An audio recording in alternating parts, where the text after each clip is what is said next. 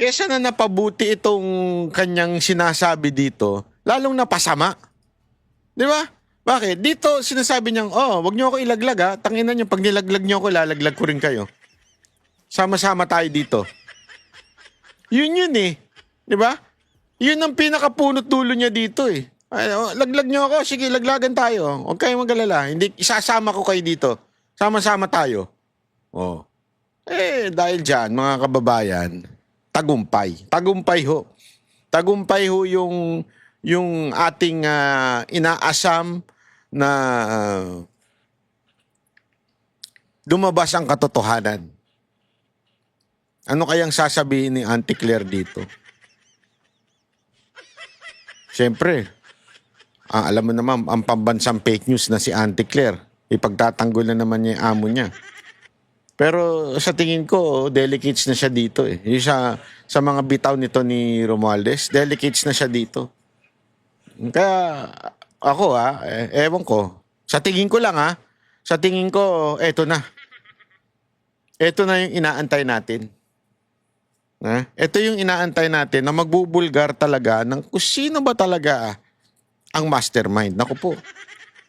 Baka alin nyo magbago pag-iisip ni Isko. Yeah? Kasi sabi ni Isko, wala daw, malay mo magbago na yung isip niya. Kasi ito, derechuhan na eh. Hindi lang niya pinangalanan si Marcos, pero derechuhan na sinasabi niya na,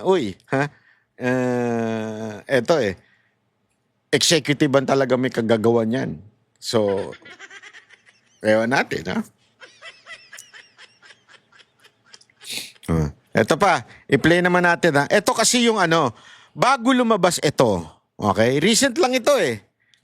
Ibig sabihin nung gabi na ho ito, mga, I think 11 or 12 or something like that. Basta mga ganong, hindi pala, mga 10. Lumabas muna yung balita na if-freeze ng ombudsman yung pera niya. If-freeze yung pera niya at hindi siya palalabasin. Tapos bigla lumabas ito. Hinarang ni Ombudsman Boying Remulla ang plano ni former House Speaker Martin Romualdez na magpa-check up sa Singapore. Tulad ni Zaldico, baka raw kasi tumakas ito sa pananagutan matapos madawit sa flood control scandal. Hinahabol na rin ng mga ombudsman ang mga ari-arian ni Romualdez. Yan ang agenda report ni Joan Manalo. Office of the Ombudsman sa Anti-Money Laundering Council o AMLAC ang pag-freeze ng mga bank account at assets ni dating House Speaker Martin Romualdez. Kaugnay ito sa kinaharap ni Romualdez na issue ng money laundering at korupsyon na maaari ring dikit sa flood control scandal. Ayon kay Ombudsman Boying Remulla, hinihintay na lang nila na maendorso ng AMLAC sa Court of Appeals ang freeze order. Well, very soon. Kasi nga, we want it filed already. Yan ang aming pinupush talaga ngayon.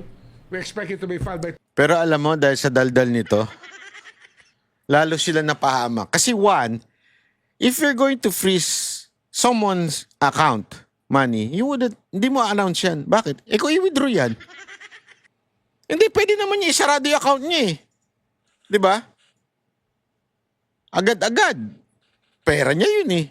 Oo, magfa-flag yung AMLAC, pero pwede niya ilabas yun. Agad-agad. Ipapa-freeze. Pangalawa, do you think yung pera ni Romualdez nandito? Yung talagang tindi ng yaman niya? Nandun yan. May Swiss account yan. Kasi doon pala sa, kinuwento sa akin doon pala sa Swiss na yan, yung mga ganyan-ganyan, ano daw yan? Diyan daw talaga nag-o-open ng lahat ng mga illegal na tao sa buong mundo. Kasi doon walang question-question. Kinuwento sa akin, sino mo nagkwento sa akin to? Basta isang abogado nagkwento sa akin to eh. Doon daw talagang walang tanong-tanong kung saan mo kinuha yung pera. Basta nilagay mo dyan yan. So kaya nga, etong pag-announce niya, alam mo naman kasi, bida-bida ito si Remulla eh. Bida-bida ito eh. Gusto magpabida nito, siguro malamang nautusan din ng mastermind at sinabing, para meron namang mangyari, ipitin na natin to, ilaglag na natin unti-unti to si Romualdez. Kasi ulo ko na hinihingi ni Baste. Sabi ko siya ni Baste, "Hoy, ulo mo!" Hinihingi na yung ulo ni Baste. Hinihingi na ni Baste yung ulo ni Marcos. Kaya tuloy, kailangan may ibang ulo na sila ibigay. Eto tuloy. Alam mo, basta kagagawan mo to eh. Sa totoo lang, kagagawan mo to eh. Dahil dyan sa ulo-ulo na yan. Ayan. Mukhang yung ulo ni Romualdez ang ibibigay. Tomorrow, so give or take a few days for the Court of Appeals to act on our request. Nabanggit din ni Remulla na humiling si Romualdez na makapagbiyahe papuntang Singapore para mag-check up. Pero tutol dito ang ombudsman. Paliwanag ni Remulla, ayaw na nilang maulit ang nangyari kay resigned Congressman Zaldico. Kaya lang, siyempre nga, ang problema dyan, para namang sobrang coincidental na nahuli si Saldico sa Europe, bila siyang aalis. Baka mamaya, wala na tayo mapanghawakan dito sa bansang ito. Lahat ng ating nais pasagutin, mawala na lang sa ating jurisdiction. We did not respond favorably to the request that he be allowed to leave. Because, magkakaroon na naman ng haka-haka at kuro-kuro yan.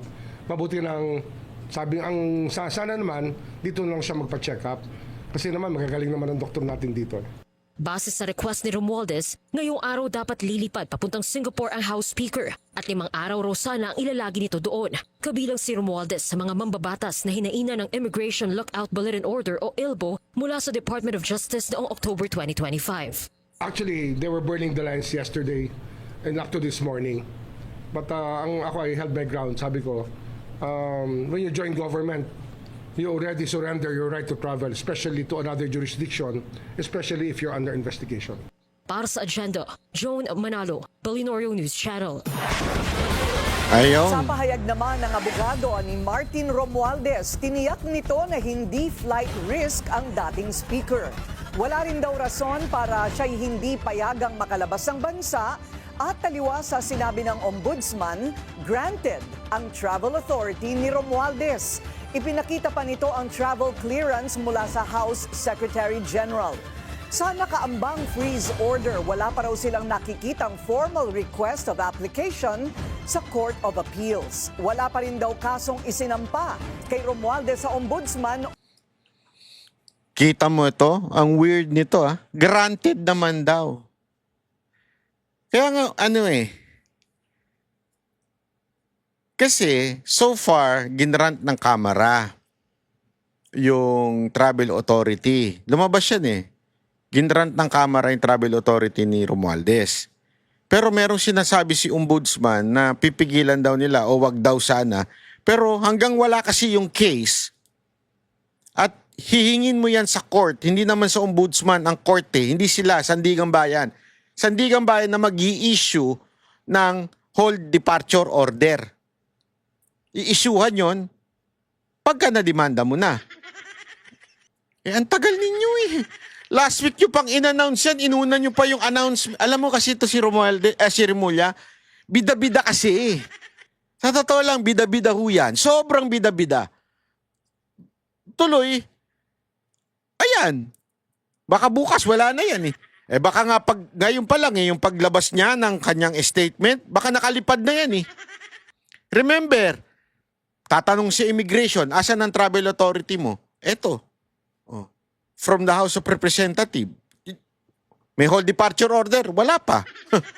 So, wala magagawa immigration. O, sige na, lumipad ka na. Pustahan tayo, wala na yung si Romualdez, oh. Pustahan tayo, nakalipad na yan, oh. Pustahan tayo. Pustahan tayo. Sus.